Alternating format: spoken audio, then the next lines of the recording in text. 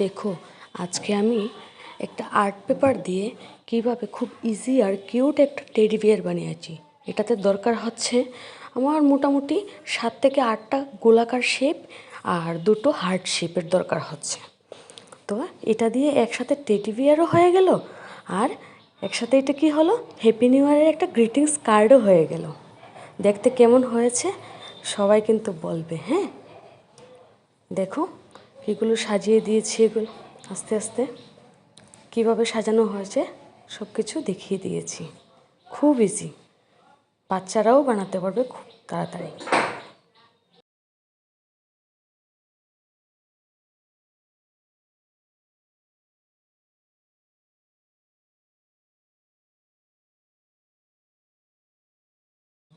এখানে দেখো happy new year লেখাটা একটা গোল শেপের মধ্যে লিখে কিভাবে জাস্ট এটার মধ্যে আঠা দিয়ে মিডল পোর্শনটায় লাগিয়ে দিয়েছি। একসাথে আমার এই টেডি বিয়ারটা হ্যাপি নিউ ইয়ারও বলে দিল। তবে যে যাই বলো, কার কাছে কেমন লাগবে এটা আমি জানি না, কিন্তু আমার কাছে তো খুব কিউট লেগেছে, খুব ইজি।